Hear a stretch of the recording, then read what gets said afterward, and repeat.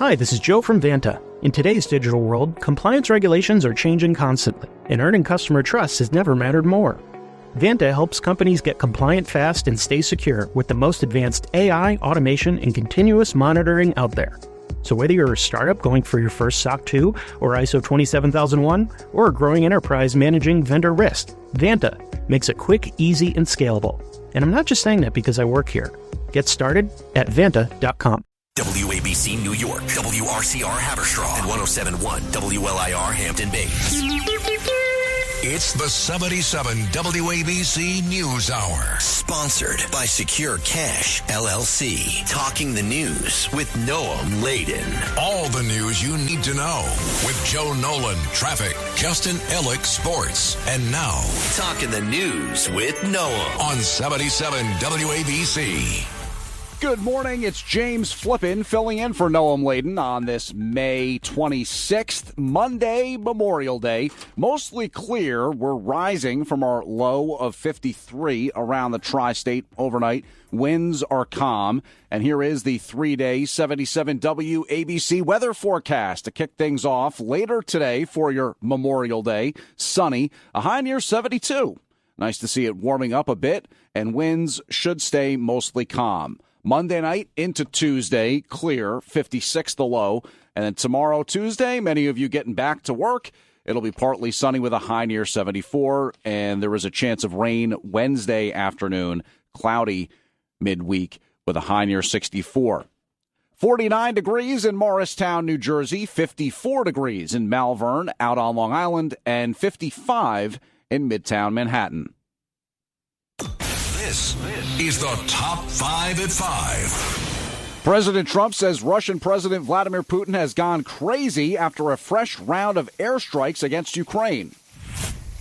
President Trump also says he will delay the 50% tariff against the EU that he threatened last week. Here in New York City, it's a case as bizarre as it is horrific. The alleged kidnapping and torture of a crypto investor to try and get his password. We'll get the latest. A Colorado man, a dual U.S.-German citizen, has been arrested and accused of plotting to blow up the U.S. Embassy in Tel Aviv. And around the tri-state, as well as across America, we all pause and reflect, remembering those who lost their lives fighting for the U.S. military. There will be parades and fireworks and barbecues for sure. A wreath-laying ceremony at the Intrepid on Manhattan's West Side. And those are our top 5 headlines here on Monday, May 26th, Memorial Day, 2025. I'm James Flippin. So President Trump is continuing to try and push for peace between Russia and Ukraine. It was a bloody weekend in that ongoing war. Kyiv, the capital of Ukraine, came under attack for a second straight night. Sunday, officials in Kyiv say at least 12 people were injured after a Russian drone attack early yesterday morning, which damaged homes and apartment buildings. The night before, Kyiv was attacked by hundreds of Russian drones, injuring 15 people, one of the heaviest assaults on the Ukraine capital city since the start of the Russia-Ukraine war. And President Trump says that, quite plainly, Russian President Vladimir Putin has gone absolutely crazy. Talking on Truth Social Sunday, Trump said the two have always had a good relationship, but that something has happened to Putin. I'm not happy with what Putin's doing. He's killing a lot of people, and I don't know what the hell happened to Putin. I've known him a long time, always gotten along with him, but he's sending rockets into cities and killing people, and I don't like it at all. Trump said he's always thought Putin wants all of Ukraine, not just a piece of it.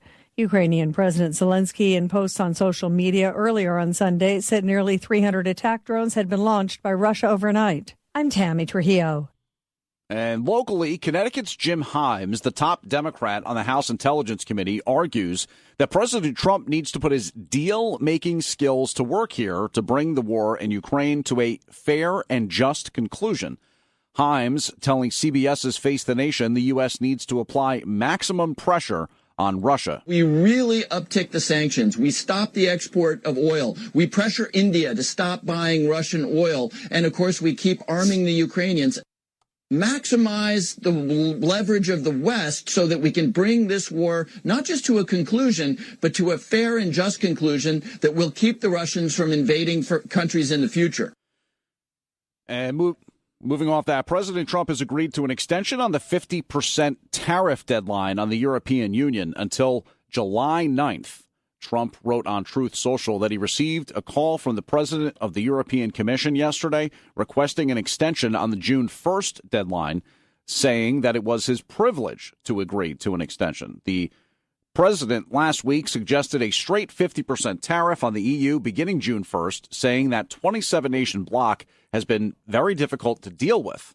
At one point yesterday, Trump appeared to agree with Treasury Secretary Scott Bessent that tariffs and the push to bring manufacturing back to the U.S. is not about things like textiles or clothing, more like chips and ships. I tend to agree. We're not looking to make sneakers and T-shirts, and we want to make military equipment. We want to make big things. We want to do the AI thing with the computers and the many elements. But the textile, I'm not looking to make T-shirts, to be honest. I'm not looking to make socks. We can do that very well at other locations. We are looking to do chips and computers and lots of other things. And tanks and ships, meaning ships, yeah.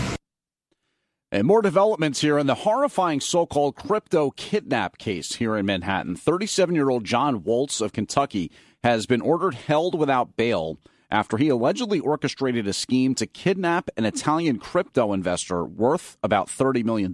Waltz is apparently worth upwards of $100 million. And the claim is that Waltz captured this Italian guy, Michael Valentino Teofrasto Cartaran, who's from Turin. And that guy was allegedly held at this Prince Street rental unit and tortured so that he'd give up his Bitcoin password. And there are apparently Polaroid photos showing all of this. Cops say the guy was urinated on, forced to take drugs. His family in Italy was threatened. He was taken to the top of stairs and threatened that they'd toss him off, dangled at the top of the stairs. He eventually broke free and told a traffic cop down on the street what had happened. Now, Waltz's assistant has been accused, Beatrice Fulci, and then an unnamed Swiss crypto millionaire is reportedly going to turn themselves into the NYPD this week for questioning. That Swiss executive's lawyers reportedly arranging for the man's surrender. Couple more things to tell you about here in our top 5 headlines. Federal prosecutors in Brooklyn have charged this guy, Joseph Neumeyer, accused him of plotting to blow up the U.S. Embassy in Tel Aviv. Neumeyer accused of making threatening social media posts as well, saying things like death to the West, stuff of that nature. We'll tell you more about that in just a second. And also, of course, Memorial Day. What's going on around the tri-state for Memorial Day? We will check in on that. All right, taking you back to that story we were talking about. This guy, Joseph Neumeyer, he's from Colorado, a dual German-U.S. citizen. Neumeyer traveled to Israel, and then on May 19th, according to prosecutors, he allegedly walked up to the U.S. Embassy in Tel Aviv with a backpack. And this backpack was filled with Molotov cocktails. So he ran away when confronted by a guard. And this guy, Neumeyer, dropped the backpack. Prosecutors say they recovered it and found these bombs, homemade incendiary bombs. And then Neumeyer was followed to a nearby hotel. He's 28 years old, sent back to the U.S. as of Saturday to face charges in Eastern District Court, federal court in Brooklyn. It is Memorial Day. There will be the wreath-laying ceremony at the Intrepid on the west side.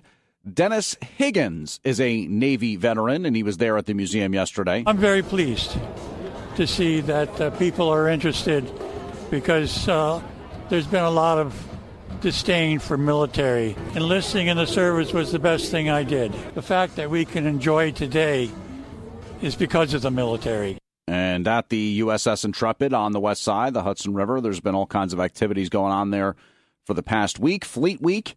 And now Memorial Day has arrived. There will be parades taking place around the region. Dutchess County's got its 10 a.m. parade in Hyde Park. And then you've also got a Mount Vernon 11 a.m. commemoration at St. Paul's Church. Here in Manhattan, investigators are working to try and find out what caused a sewage boat to explode. A city worker was killed. 2 others were injured. This was Saturday morning. A large tank exploded on a sewage transport boat on the Hudson River. Mayor Adams releasing a statement saying that the city worker gave 33 years of service to New York City. And he also noted that the city will ensure every possible measure is taken to prevent these kinds of tragedies in the future. So try to figure out what exactly that was all about. But unfortunately, that guy did lose his life. And millions of Americans are taking hits to their credit scores from delinquent student loans. That's per an analysis from the Federal Reserve Bank of New York showing that credit scores dropped by more than 100 points for over 2 million delinquent student loan borrowers. Scores fell 150 points or more than 1 million, and that was in the first 3 months of 2025. Similar to the sharp drop following a personal bankruptcy filing, researchers say about 2 million of those who previously had favorable credit scores would have qualified for things like mortgages, and the delinquencies now reported showing up on those credit reports. It was the biggest Memorial Day weekend at the box office ever. Disney's Lilo and Stitch brought in more than $145 million in its opening release week. And then Tom Cruise has another Mission Impossible, this one, The Final Reckoning. It cruised into the box office with a release week profit north of $63 million. And then they're also still making Final Destination movies. I didn't even know about that. Final Destination Bloodlines grossed out audiences while grossing $89 million in its second week on the big screen. And, you know, it is coming up on summer, the unofficial start of summer, Memorial Day. And so that means summer blockbusters. It also means heading out to the beach and summer swimming. But how are our beaches doing? Save the Sound is out with its annual beach report, grading the water quality from last summer of Long Island beaches. There are 200 beaches that border the Long Island Sound, and each gets a report card based on their bacteria levels. 4 beaches scored an A+, 3 in Suffolk and 1 in Nassau County. Peter Linderoff with Save the Sound. Elevated levels of fecal contamination after rain often indicate untreated sewage. It's making its way into pipes only meant to direct stormwater to local rivers and low points like Long Island Sound. So grab your sunscreen, chair, hat, and a good book, and let's hope our beaches stay healthy. Lisa G., 77 WABC News. And so for Memorial Day, most around the city, country, the entire area of our listening audience going to have the day off from work, and schools, public schools, the U.S. Postal Service, banks, courts, all shut down. Retailers, pharmacies like Walmart, Sam's Club, CVS, and Walgreens open for business as usual. Costco has announced that all of its locations will be closed for the day. So bummer if you wanted to hit up Costco. But the one day a year here, Memorial Day, that we set aside to honor those who served our nation and were killed in action. More now on proper flag protocol. There are special American flag rules to follow for Memorial Day. The Stars and Stripes should be flown at half-staff from sunrise to noon today as a period of mourning. That means you raise that flag to the top of the pole, then lower it to half-staff. After noon, you raise that flag back to full staff to symbolize the nation's resolve to continue fighting for liberty and remember the fallen. It's important protocol we follow to respect and honor. I'm Bree Tennis. So lately, in terms of news and politics and New Jersey, there's been this intersection with President Trump and Bruce Springsteen. But yet another rocker from the Garden State's in the headlines here. Oh, don't fail me now with the music. Come on.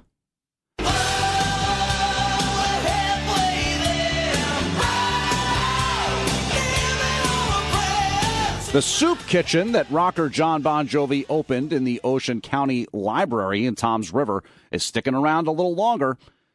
Now, this is in an online post. Organizers say the kitchen has served more than 2,600 meals since it opened 11 weeks ago and has helped 2 guests find permanent housing and connect others with legal aid and mental health care. Talking about JBJ Soul Kitchen, where customers can pay for their meals and can pay it forward, helping to pay for those who are unable to afford a good meal. But the kitchen's been at the center of controversy. Mayor Dan Roderick claims the restaurant attracts riffraff, homeless, from around the state to downtown Toms River. All right, it was a big night for New York sports, a comeback night for New York sports. Let's check in now on the sports desk. 77 WABC with sports. in action. And that action last night included the Knicks getting up off the mat, erasing a 20-point deficit in the second half of Game 3 in the Eastern Conference Finals. New York riding a 24-point game from Karl Anthony Towns to edge the hated Indiana Pacers 106-100. The Knicks still trail the best-of-7 series 2-1. Head coach Tom Thibodeau praising Cat. You're sort of the mantra of the team. They're unselfish guys. When someone gets going, you try to keep them going. Thibs made a change pregame, starting Mitch Robinson, which sent Josh Hart to the bench, and the bench was huge for New York. Played well defensively. We started, getting stops and then getting out, getting easy buckets. Obviously, Cat had it going. So it was just a fight. And Jalen Brunson hit some clutch shots late, as did Hart from the free throw stripe, but Brunson was in foul trouble most of the game. Game 4 in the Eastern Conference Finals will be Tuesday night in Indiana. Out west, the Timberwolves will look to even up that series with the OKC Thunder. Minnesota trails the series 2-1, but the T-Wolves just blew out the Thunder big time in Game 3. Game 4 in Minneapolis later tonight. On the ice, the defending Western Conference champions flexed their muscle in the most recent Western Conference Final contest. The Oilers smoked the Stars 6-1 in Game 3. Connor McDavid potted 2 goals in Edmonton. And Edmonton now leads that series 2-1.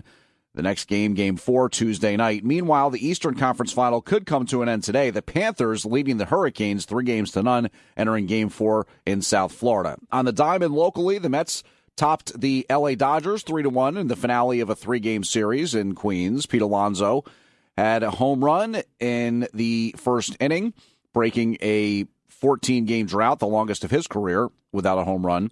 And Kodai Senga earned his 5th win on the mound. Reed Garrett with the save. Shohei Ohtani cranked the leadoff solo homer for LA's only run of the night.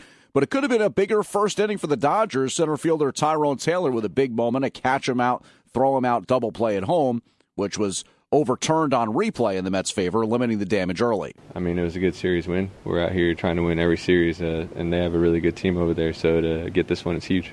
Pumped up about it.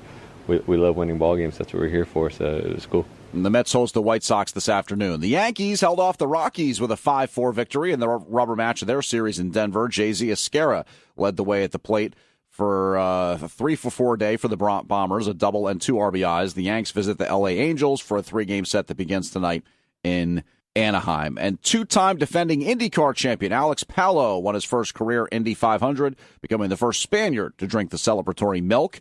And the first day of the French Open's officially in the books. 8th-seeded Lorenzo Musetti, the highest-ranked player to advance to the second round on the men's side. On the women's side, top-seeded Arina Sabalenka cruised to a win. The action at Roland Garros continues on Monday.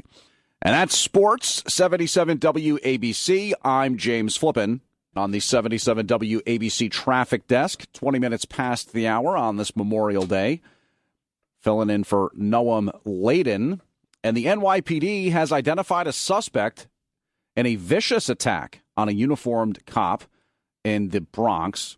Tavion Hargrove identified as one of the 2 suspects who beat and robbed a cop at knife point on St. Peter's Avenue early Saturday morning. The officer's gun was stolen, and police have also released a wanted poster of the 23-year-old. Authorities already arrested Hargrove's dad, who police allege used one of the cops' credit cards at a Bronx bodega. The badly injured police officer scheduled for surgery now to fix a fractured eye socket and a broken cheekbone. In New Jersey, at a mall, for the second weekend in a row, a disturbance erupted at a pop-up party as promoted on social media. Hundreds of teens responded to a link promoted on TikTok at the Woodbridge Center Carnival Saturday night. And police estimated around 300 teenagers gathered there. And the organizers said anyone 18 or under at this carnival needed to be accompanied by a parent or guardian. And the group got really wild, really unruly. They had to call in police from surrounding communities. The disturbance spread to the Woodbridge Center Mall. And then I guess there was a similar thing last weekend with a bunch of teens at the Menlo Park Mall in Edison. 7 teens arrested, none from Edison, released to the custody of their parents. The search is on for a driver who struck and killed a pregnant woman in Brooklyn. Police say the suspect and Tiffany Kafuni had gotten into a fender bender in Bed-Stuy late Saturday. Kafuni got out of the car to talk to the other driver. That's when the suspect took off, hitting the woman, dragging her, and hitting several cars. The driver took off on foot, has yet to be located. The 32-year-old Safuni was pregnant with her and her husband's first child. A 24-year-old Venezuelan man is expected in court later this week after he was allegedly found to have been attending an Ohio high school, posing as a 16-year-old student. More now on the strange case of Anthony Emmanuel Labrador Sierra. Perrysburg High School and investigators say they found out that he's actually an adult man who's been attending class under false pretenses since January of last year. Now, he's also accused of lying on federal forms to buy a gun in 2022. He's being held on $50,000 bond. ICE has a detainer on him, so if he makes bond, he'll be transferred to immigration authorities. I'm Jack Crumley. In honor of this week's Scripps National Spelling Bee, a new study is revealing the most misspelled words in America. The company Word Unscrambler used Google search data to determine the most misspelled words. And nationally, I've got the top 5 here. Definitely, separate, necessary, believe, and through. Well, they blew up the chicken man in Philly last night. All right, well, we told you about Bon Jovi and that JBJ Soul Food Kitchen controversy in Tom's River. You know, perhaps the real victim of the feud between Bruce Springsteen and President Trump are Springsteen cover bands. A bar in Tom's River canceled a show by a cover band called No Surrender. It's a 9-piece band that mostly plays Springsteen covers, but also plays covers of other classical rock acts. And Tony Rivoli owns Riv's Tom's River Hub, and they informed the band that their May 30th show had been canceled. NJ Advance Media reporting that Rivoli texted bandleader Brad Hobekorn that performing at the club was just too risky at the moment. As Rivoli notes, the bar has a conservative clientele, and in another text to Hobekorn said he canceled the show because Bruce can't keep his mouth shut. Millions of Americans are taking hits to their credit scores from delinquent student loans. An analysis by the Federal Reserve Bank of New York shows credit scores dropped by more than 100 points for over 2 million delinquent student loan borrowers. Scores fell 150 points or more than 1 million in the first 3 months of 2025. It's similar to the sharp drop that follows a personal bankruptcy filing. Researchers said about 2 million of those previously had favorable credit scores and would have qualified for car loans, mortgages, or credit cards before the delinquencies were reported. I'm Tammy Trujillo. The Trump White House is suing several New Jersey cities for resisting the federal authorities when it comes to sanctuary city policies. The Department of Justice has filed civil lawsuits against the mayors and other officials of Newark, Jersey City, Hoboken, and Paterson, according to multiple sources, claiming they've been illegally preventing immigration agents from arresting and deporting undocumented migrants. A statement from Newark Mayor Ras Baraka calls the lawsuit absurd. Baraka was arrested outside of Delaney Hall, an ICE detention facility, on May 19th, or May 9th. It was earlier this month for sure. Trespassing charges later dropped against the mayor, but New Jersey Congresswoman LaMonica McIver, a fellow Democrat, has been charged with assault. She's accused of shoving ICE agents. An international flight from Tokyo to Houston had to divert to Seattle hours after takeoff because of an unruly passenger. That passenger tried to open an emergency door. Airport officials say a male passenger tried that move on the All Nippon Airways flight Saturday, and apparently the guy was held back by other passengers and crew members. Officials say after safely landing, cops boarded the plane, found the passenger as having a medical emergency, and the guy was hospitalized for evaluation. The flight carried on to Houston. A Michigan father and son say they saw the legendary Bigfoot. The two were out bow fishing near Monroe in Michigan May 18th when the father told a Bigfoot research group his dog started running after the creature, which was up on 2 legs, about 6 feet tall, and kind of looked like a gorilla. He said the whole encounter was so fast that he didn't have time to take a picture. Back in New York, a man's recovering after being knocked unconscious aboard a Queens subway train and being robbed while he was passed out. Police say this happened around 9:15 in the evening back on May 15th. The 61-year-old victim was in an argument of some kind, a suspect on an F train, then punched him multiple times. This was at 21st Street Queensbridge Station. Police say a short time later, another unrelated man rifled through the unconscious victim's pockets and robbed him. The victim remains critical now. Cops looking for both suspects. President Trump says Russian President Vladimir Putin has gone absolutely crazy. Talking on Truth Social Sunday, Trump said the two have always had a good relationship, but that something has happened to Putin. I'm not happy with what Putin's doing. He's killing a lot of people, and I don't know what the hell happened to Putin. I've known him a long time, always gotten along with him, but he's sending rockets into cities and killing people, and I don't like it at all. Trump said he's always thought Putin wants all of Ukraine, not just a piece of it. Ukrainian President Zelensky, in posts on social media earlier on Sunday, said nearly 300 attack drones had been launched by Russia overnight. I'm Tammy Trujillo.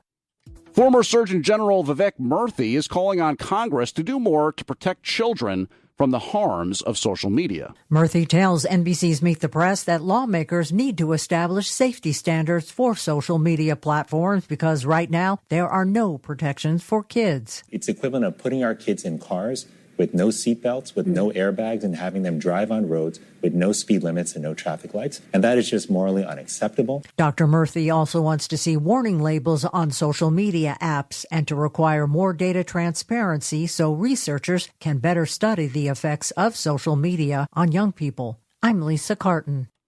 The U.S. Army is updating its fitness standards come June 1st. The military branch will begin using its new Army Fitness Test to replace the current Combat Fitness Test. The Army says the new test includes updated scoring standards emphasizing readiness and combat effectiveness.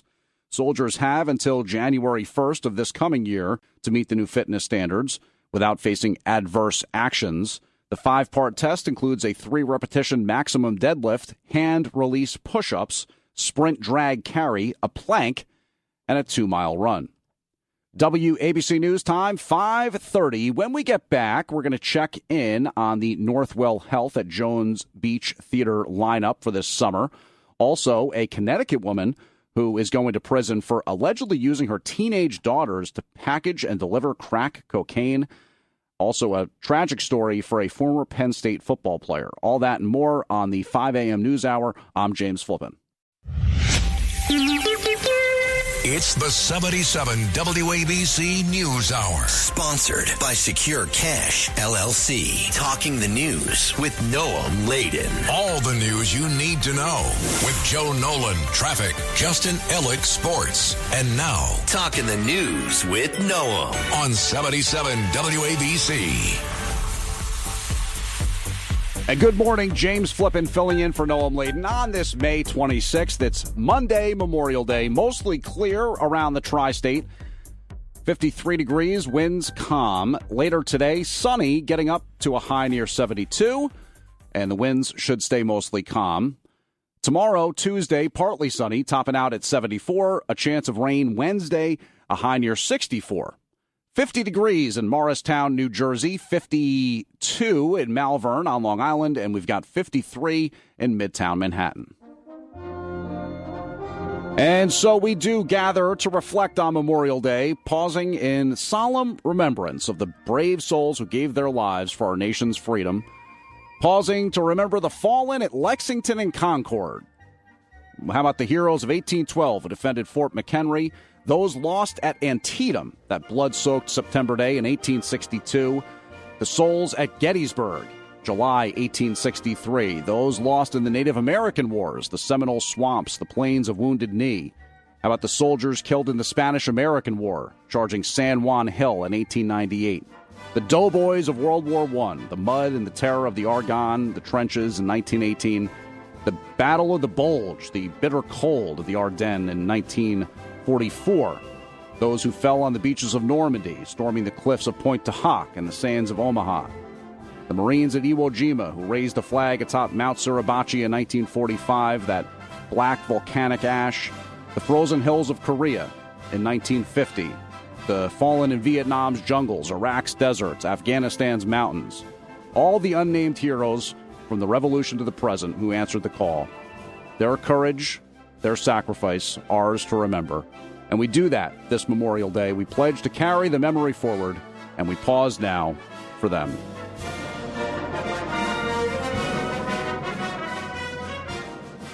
The unofficial start of summer, Memorial Day, and the Northwell Health at Jones Beach Theater has announced its concert lineup for the summer. And Lisa G is going to tell us more about that. The venue is tops when it comes to getting great acts to perform, and this year the concerts are starting earlier, as Newsday TV entertainment reporter David Kribles explains. It starts May 31st with Luke Bryant, which kicks off with some country. There's also going to be country throughout June and July. You have Keith Urban as well as Thomas Rhett. Other concerts include the Beach Boys, the Doobie Brothers, while the Who are performing on August 28th. In addition, Billy Joel has a busy summer. He'll be doing 3 stadium shows at Citi Field with Sting, Yankee Stadium with Rod Stewart, and at MetLife with Stevie Nicks. Lisa G, 77 WABC News.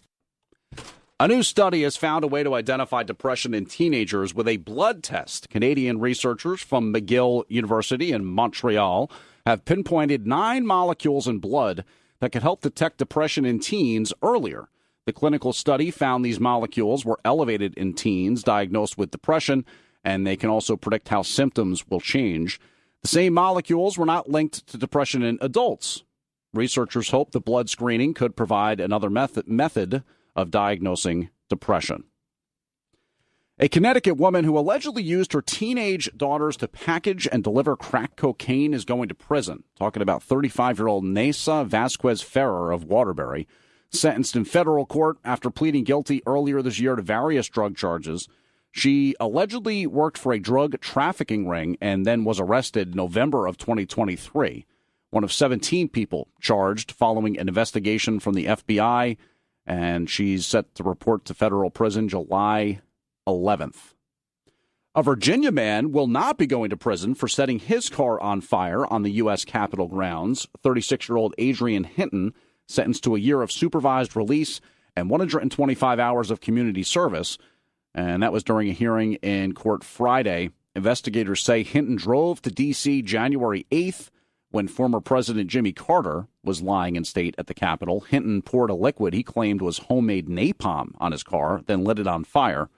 And he's pled guilty to destruction of government property. Former Penn State football player Julian Fleming was seriously injured in an ATV accident that left his girlfriend dead. An official crash report says the 24-year-old Fleming was driving a 2024 Yamaha ATV with his girlfriend in the passenger seat Friday. A deer jumped out onto the roadway, and officials say 23-year-old Alyssa Boyd suffered major injuries in this crash, pronounced dead at the scene. 247 Sports, 24/7 Sports reporting that Fleming was taken to a local hospital with serious injuries since released. The official report says neither rider was wearing any safety gear at the time of that accident. And now we're going to get the latest in technology. 3D is back, and this time you don't have to wear any embarrassing glasses. The new 3D tech uses a combination of eye-tracking cameras and lenticular lenses to create the feeling of 3D on monitors and other devices. Among one of the first is the Samsung Odyssey 3D monitor, which allows you to switch between 2D and 3D. The tech was created by Leia Inc., which was founded as a spin-off of HP Labs over a decade ago. President Trump's expanding his tariff threat against Apple to include other smartphone companies. He says the tariffs will include Samsung and anybody that makes the product, otherwise it wouldn't be fair. His comments come as he pushes for smartphone device makers to move manufacturing to the U.S. He says the tariffs will start at the end of June. Some tech company CEOs are now using AI avatars to replace themselves in earnings calls. The CEOs of Zoom and Buy It Now, Pay Later company Klarna recently did it. Both made it clear to investors that it was their avatars instead of themselves on the screen. Tech Report, I'm Tammy Trujillo. Texas public school classrooms may soon have the 10 Commandments posted. Lawmakers spent hours debating this bill on Saturday. It was passed despite challenges from Democratic lawmakers. House Republicans rejected attempts to allow school boards to vote on having the 10 Commandments in classrooms and having codes of ethics from other religions join the 10 Commandments on school walls. If the final bill passes, it would require schools to post a durable poster or framed copy of the 10 Commandments in every classroom.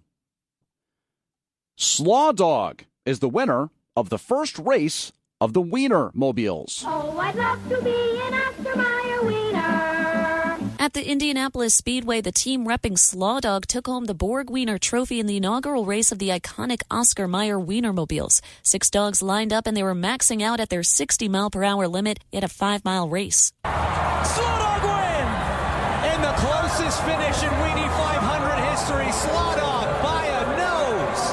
Unbelievable. That audio courtesy Fox Sports, the Wienermobile repping the South, truly relishing in the victory. If you missed the Weenie 500, you can always track the Wienermobiles near you online and even request a visit. I'm Liz Radabali for 77 WABC News.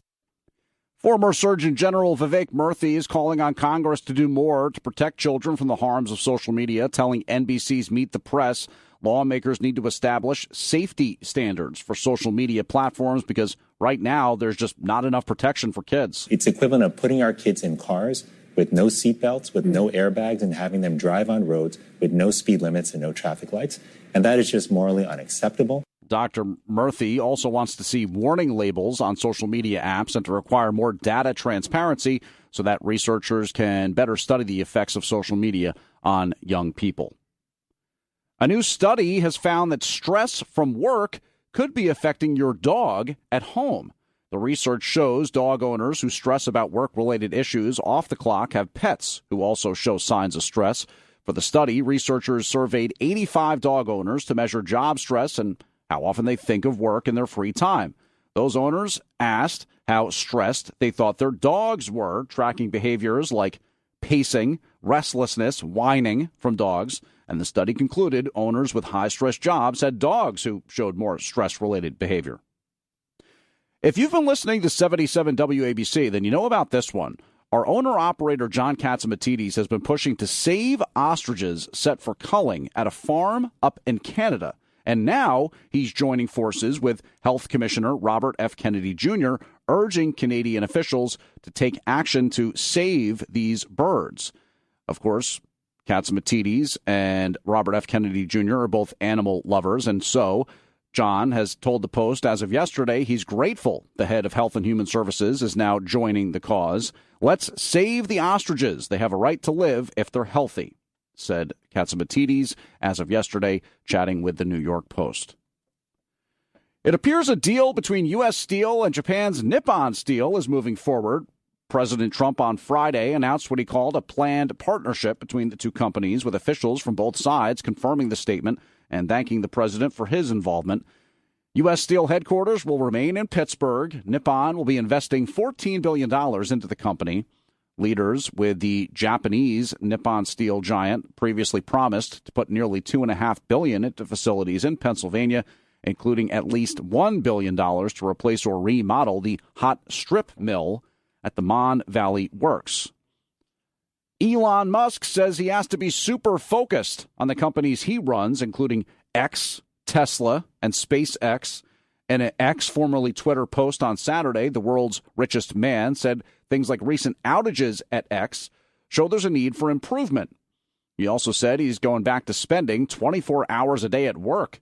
Musk has spent much of the year leading up, the Department of Government Efficiency in an effort to cut down on federal spending.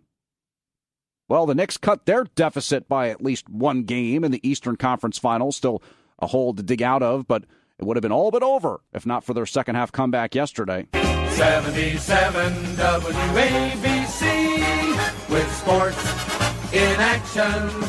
And that action last night included the Knicks getting up off the mat, erasing a 20-point deficit in the second half of Game 3 in the Eastern Conference Finals. New York riding a 24-point game from Karl Anthony Towns to edge the hated Indiana Pacers 106-100.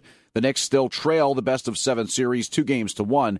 Head coach Tom Thibodeau praising Cat. You're sort of the mantra of the team. They're unselfish guys. When someone gets going, you try to continue to keep them going. Thibs made a change pregame, starting Mitch Robinson, which sent Josh Hart to the bench, and the bench was huge for New York. Played well defensively. We started, getting stops and then getting out, getting easy buckets. Obviously, Cat had it going. So it was just a fight. And Jalen Brunson hit some clutch shots late, as did Hart from the free throw stripe, but Brunson was in foul trouble most of the game. Game 4 in the Eastern Conference Finals will be Tuesday night in Indiana. Out west, the Timberwolves will look to even up that series with the OKC Thunder. Minnesota trails the series 2-1, but the T-Wolves just blew out the Thunder big time in Game 3, Game 4 in Minneapolis later tonight. On the ice, the defending Western Conference champions flexed their muscle in the most recent Western Conference final contest. The Oilers smoked the Stars 6-1 in Game 3. Connor McDavid potted 2 goals in Edmonton, and Edmonton now leads that series 2-1. The next game, Game 4, Tuesday night. Meanwhile, the Eastern Conference Final could come to an end today. The Panthers leading the Hurricanes 3-0, entering Game 4 in South Florida. On the diamond locally, the Mets topped the LA Dodgers 3-1 in the finale of a 3-game series in Queens. Pete Alonso had a home run in the first inning, breaking a 14-game drought, the longest of his career, without a home run. And Kodai Senga earned his 5th win on the mound. Reed Garrett with the save. Shohei Ohtani cranked the leadoff solo homer for LA's only run of the night. But it could have been a bigger first inning for the Dodgers. Center fielder Tyrone Taylor with a big moment, a catch him out, throw him out, double play at home, which was overturned on replay in the Mets' favor, limiting the damage early. I mean, it was a good series win. We're out here trying to win every series, and they have a really good team over there. So to get this one, it's huge. Pumped up about it. We love winning ball games. That's what we're here for, so it was cool. And the Mets host the White Sox this afternoon. The Yankees held off the Rockies with a 5-4 victory in the rubber match of their series in Denver. Jay-Z Esquera led the way at the plate for a 3-for-4 day for the Bombers, a double and 2 RBIs. The Yanks visit the LA Angels for a 3-game set that begins tonight in Anaheim. And 2-time defending IndyCar champion Alex Palou won his first career Indy 500, becoming the first Spaniard to drink the celebratory milk. And the first day of the French Open's officially in the books. 8th-seeded Lorenzo Musetti, the highest-ranked player to advance to the second round on the men's side. On the women's side, top-seeded Aryna Sabalenka cruised to a win. The action at Roland Garros continues on Monday. And that's Sports 77 WABC. I'm James Flippin, filling in for Noam Layden on this Memorial Day. Speaking of sports, a basketball card of former NBA star. At the time, he was with the Knicks, but of course, he spent time with the Indiana Pacers as well. This is a card from 1990. Features a photo bomb by the Menendez brothers, and so it's rocketed in value. The trading card became hot after collectors noticed that the Menendez brothers were sitting in a pair of floor seats at the game. The card's price was previously valued at a few cents, but it's since soared to hundreds of dollars. Listings that referenced the Menendez brothers were removed by eBay, citing policies against items connected to violent crimes. The brothers had bought courtside seats for the New York Knicks game at Madison Square Garden with money from their parents' fortune after their murders in August of 1989. New York City officials are investigating a weekend boat explosion that killed a city worker. The blast happened Saturday morning at 10:30 on a dock ship floating in the Hudson River. One of the tanks transporting raw sewage exploded and knocked a 59-year-old DEP worker into the water, pinning him between the boat and the pier. Rescue teams got him out of the water, but later he passed away. 2 others were hurt but are expected to recover. Here's FDNY Deputy Chief David Sims. The incident is under investigation. The cause of the explosion is under investigation. City Mayor Eric Adams expressing his sympathies in a statement acknowledging the man gave 33 years of service to the Department of Environmental Protection. I'm Liz Radabali for 77 WABC News. And I'm James Flippin here on 77 WABC. President Trump continues to go at Harvard University after a judge blocked the administration's effort to stop the school from enrolling foreign students. Trump yesterday on Truth Social said some students are from countries that are unfriendly to the United States, countries that pay nothing toward the students' educations. And Trump said the government needs to know who these foreign students are and that Harvard has not been forthcoming. Markets are closed today for Memorial Day, and when it comes to economic reports, tomorrow brings the latest on consumer confidence. The focus will shift the following day to the release of minutes from the Fed's May meeting, weekly jobless claims, the first revision of the GDP, and pending home sales due Thursday. The week will wrap up Friday with personal income, spending, and consumer sentiment. Sticking with financial news, President Trump has agreed to an extension on the 50% tariff deadline on the European Union until July 9th.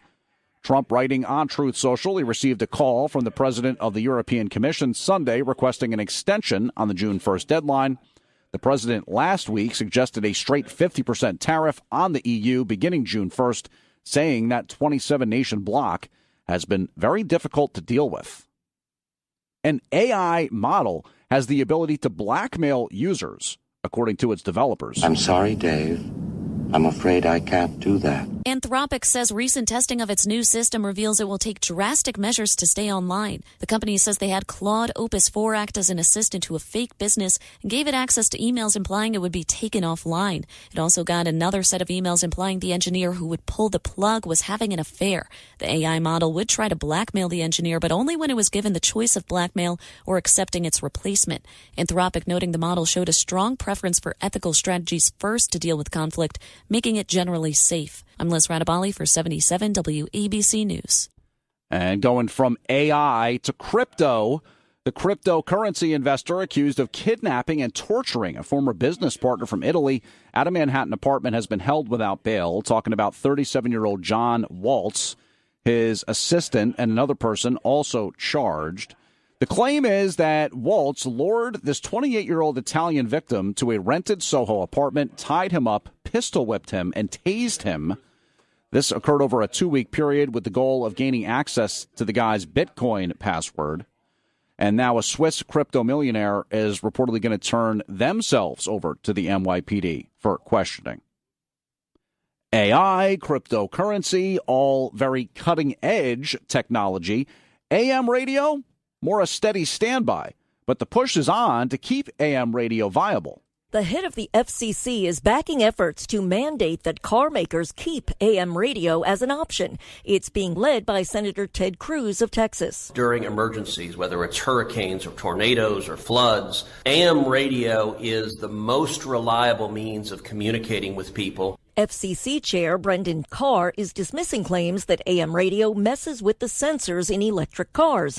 He told Capitol Hill lawmakers that relatively inexpensive shielding devices prevent interference. I'm Lisa Ritchie for 77 WABC News. The largest theme park in the world is now open in Orlando, Florida. Universal's Epic Universe, a state-of-the-art complex featuring new technology and a wide variety of amenities. It also features lines, epically long lines.